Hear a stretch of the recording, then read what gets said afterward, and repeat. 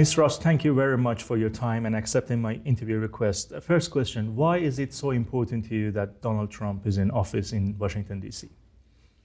Well, what we'd seen prior to President Trump being elected was a weakness in the leadership of the free world. And I'm very concerned about the future of the West. I wrote a book last year called 10 Years to Save the West, because what I very much feel is Western civilization is being undermined, both from external threats, but also internally. So wokeism, Islamism, the rise of green ideology, which is anti-industry, anti-business, and we'd seen a weakening of the West. And particularly under President Joe Biden, we'd seen appeasement of regimes like Russia, China, and Iran. And I felt that unless President Trump got elected, and I think we can see the massive difference it's making, in such a short time. We'd see, exactly, I mean, he has really hit the ground running. We would see a further diminishing of the West. And I think that is a tragedy for the world, because I believe that what has made Britain great, what has made countries like America great, is the things we believe in: freedom, individual liberty, the family, the nation state, the value of truth. All of these things were being undermined. And President Trump, I think, is doing a great job at turning that around. Let's talk about Islamist extremism in the UK. You mentioned we have 10 years to save the West. How worried are you, and what is the solution, specifically in the UK? I think it is very, very worrying what is happening in the UK. And we can see that of what happened in the 2024 election, was that 4 Islamist separatist MPs got elected. And these are MPs who are advocating the abolition of Israel. They're advocating that Sharia law should be introduced in Britain. And frankly, we can see the Labour Party who are in office, Prime Minister Starmer, is appeasing these people and these views because they're so worried about the Labour Party losing seats. And we saw Labour MPs lose to them. We've seen other Labour MPs only narrowly win against the Islamist extremists. And if you look at what's happening in our country, one very good example is the appalling rape gangs committed by majority of people of Pakistani heritage in towns and cities across England. But we've seen tens of thousands of girls being abused, they've been raped, they've been tortured, and yet the Labour Party is refusing to have a national inquiry because they are worried about what the reaction will be of that voter group. So, and also losing their vote base, probably. Yeah, exactly, losing their voter base. And what I'm concerned about is the rise of Islamic extremism in Britain, and the fact that the reaction of the government is to now try and introduce a definition of Islamophobia. So essentially to say that if you even accuse a group of people of committing crimes such as the grooming crimes, that could be determined to be Islamophobic. So rather than dealing with the issue and bringing justice for those girls, they're actually saying, we don't want anybody to talk about it. And I think that's very dangerous in a country like Britain. Yeah, we had the news a few weeks back. One of the MPs in Parliament made a speech in front of the security minister. He mentioned the UAE, a country in the Middle East, proscribed 19 Islamic organizations. They banned these organizations in the UAE. Headquarters of 8 of these organizations are in the UK. So what is the solution, Ms. Truss? Well, the answer is that the UK is being far too soft on these organisations and on these people who want to do us harm. And there needs to be more action. There needs to be more action on deporting people who have committed crimes, deporting people who are actively undermining our society. We have huge levels at the moment of illegal immigration. The government is not acting on that. They're partly not acting on that because of the European Convention of Human Rights. I believe we should leave that.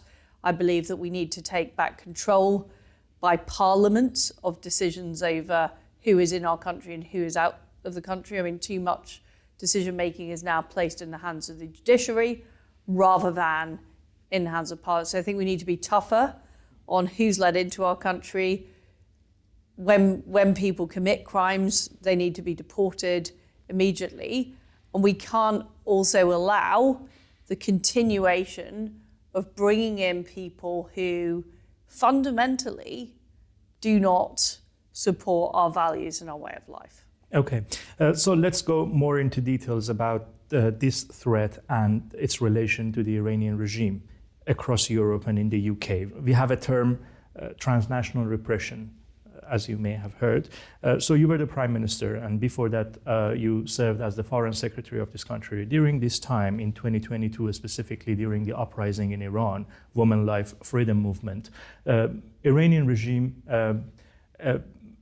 leveled up its threats against Iranian political activists, journalists, and dissidents across the UK, including the TV channel I work with, Iran International. They were going to bomb the headquarters and also target its journalists and presenters. So how is it possible that on British soil, a regime like the Islamic regime in Iran can do such things? Well, they shouldn't be able to do that. And there has been too much activity by the Iranian regime, but I'd also point to what we've seen Russian state operatives do in the UK as well. And it is back to the point about who we let into our country, and who we deport from our country, and the actions that law enforcement takes against these people. Yes, and also, the method is very different in recent years. They have started using criminal gangs to operate on behalf of them across Europe and in the UK. Specifically regarding my case, I was stabbed in the middle of London. We talked about that when we were in the aircraft on our way to the DC. So they hired criminal gangs to come to the UK and then go back and leave the country. It was actually under Conservatives as well. So what is the solution? But it does go back to what I was talking about the country having proper control of its borders. And we only have proper control of our borders if we are able to deport people, not allow people, prescribe organisations. Those are the types of measures that need to be taken at present. And this has been true since 1997, when Tony Blair put in place the Human Rights Act. Often those types of pieces of legislation will be used as reasons to not allow that to happen. So in order to really change the way things work in Britain, that act has to be repealed. And it was one of the failings of the Conservative government that those pieces of legislation weren't reversed. Yeah, in this specific case, transnational repression threat posed by the Iranian regime, you mentioned proscribing organizations. Let's talk about proscribing the IRGC as the organization which is responsible of all these attacks against Iranian dissidents and political activists, and also Israelis and other citizens across Europe and in the UK. I had a brief conversation with David Cameron back in January 2024 in an event in Parliament. At that time, ITV revealed a story of the regime in Iran was going to kill two of my colleagues in the UK during the uprising in 2022. At that time, UK government imposed some sanctions on IRGC, but nonsense sanctions. For example, they imposed sanctions against Unit 840 of IRGC Quds Force, which we don't know even who they are, what entity they are, what assets they have, what bank accounts they have, what members of IRGC work in this department. So at that time, I told him that this doesn't make any sense. The key issue is proscribing IRGC as a terrorist organization in the UK. What do you think the reason is? What stops UK politicians to do so? Under Conservatives and also under Labour. Rishi Sunak promised to do so, and Keir Starmer promised to do so as well, but it hasn't been done yet. I think it ought to be done. We should prescribe the IRGC. I wrote quite extensively in my book around the attitude of the Foreign Office in particular. I think there has been too much appeasement of Iran. And you have to bear in mind that until President Trump got into office, we had Joe Biden in the White House, we have President Macron in France, Olaf Scholz in Germany. There was a whole group in the G7 who weren't prepared to take the tough action against Iran. So when Joe Biden took office, the sanctions were lifted. There were attempts to renegotiate the JCPOA, even though at the time it was pretty clear that the Iranian regime were not working on that, we're not going along with that. But there has been a tendency, and it's not just in Britain, it was across the West, and this is back to the point I was making earlier about appeasement.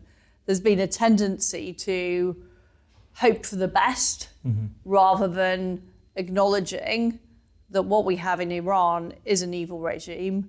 They are seeking to acquire a nuclear weapon. A nuclear-armed Iran would be an absolute disaster for not just the Iranian people, but for regional security and the world security and global security. But the policy direction, not just of the Foreign Office, but of the State Department, of, if you like, the foreign affairs establishment, was very much that a deal could be done with Iran. And the JCPOA was a good thing that should be revived. Now, I don't think it was a good thing. Yeah. I think that it was a mistake to lift the sanctions on Iran. And what we have since seen is we've seen Iran working with Russia, Iran working with China. We've seen the real development of an axis of evil. Yeah. Yes. We will talk about the Iran policy later on, but let's focus on this IRGC thing, proscribing IRGC. When you were in the government yourself as the Prime Minister and before that as the Foreign Secretary, you were in favor of proscribing IRGC yourself? I was in favor of it. So what the stopped difficulty, you? Well, to be frank, I mean, as Foreign Secretary, I was, first of all, every policy has to be agreed across the government. So you don't have complete carte blanche to make up your own policies. So we faced the war in Ukraine, we faced an aggressive China. So I was, trying to get as tough a position on that as possible, and as tough a position as possible on Iran. Yeah. And I pushed very hard on that with my colleagues in the G7. I wanted to see snapback sanctions. I wanted to see a tough line on Iran. But inevitably, when you're in government, you have to agree things with all of your colleagues. Ultimately, the Prime Minister makes the decisions. And as you're aware, I was not Prime Minister for a great deal of time. Yeah. But I set out very clearly during the leadership election the direction of travel I wanted to go in, which was being much more supportive of Israel. I wanted to move the embassy, the British embassy, to Jerusalem. I wanted to take a much tougher line on Iran. Sadly, I didn't have time to be able to do that.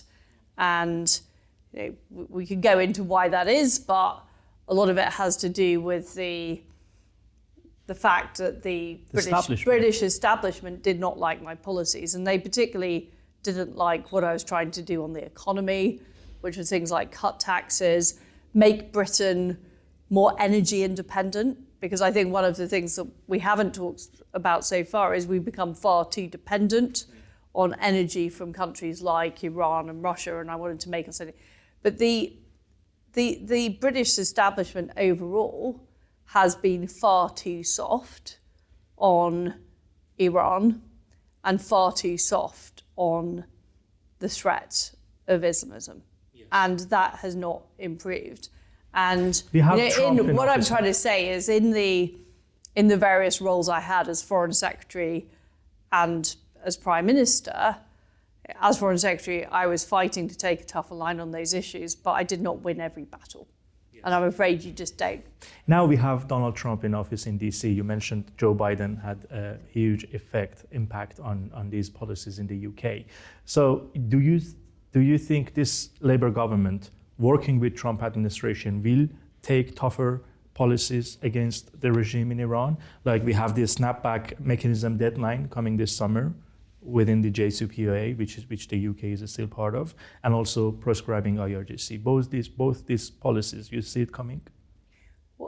What I saw, so I was Trade Secretary for the first Trump administration, and what I saw was pressure was put on the United Kingdom by the Americans to do the right thing. In that particular case, getting Huawei out of our telecoms network, so we weren't dependent on Chinese technology. But that only happened because the Americans put pressure on us. So I can see a scenario where the Trump administration puts pressure on the Labour government to do the right thing. Frankly, I don't think they'll do it out of their own volition, but I could see a scenario where they're encouraged to do that, and I would be pleased to see that because it's the right thing to do. What do you think of Trump's Iran policy right now? They're trying to get a deal, which is a very different deal than the JCPOA, but they say that clearly that the other option would be very tough and not good. Well, and that is exactly the right approach, because the problem was with the previous administration is it was all carrot and no stick. There was no threat of returning to very tough sanctions. There was no threat of what the alternative would be. So the Iranian regime felt no pressure to do anything. And what we all know is that they are developing the capability to have nuclear weapons. And to my mind, that is a huge threat. It's a huge threat to Israel. It's a huge threat to the region. We would then see China have nuclear weapons, North Korea have nuclear weapons, Russia have nuclear weapons, and Iran have nuclear weapons. And I think of all of those nations, Iran would be extremely volatile and very worrying from the point of view of having nuclear weapons. So it has to be stopped, and it can only be stopped by having a credible negotiating strategy. And Trump, I think, has shown in his first term, but already in his second term, that he is capable of that type of negotiation to get the right result. But the result has to be stopping Iran getting nuclear weapons. Yeah, they said if negotiations don't work, they have the other options on the table. You had access to a lot of intelligence as the Prime Minister and the Foreign Secretary. Considering years of your experience in government, I want your honest answer. Does negotiation actually work with this regime, based on your own experience? With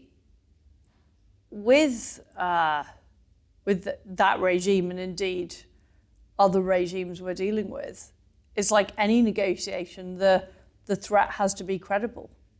That's the key point here. I think it is possible to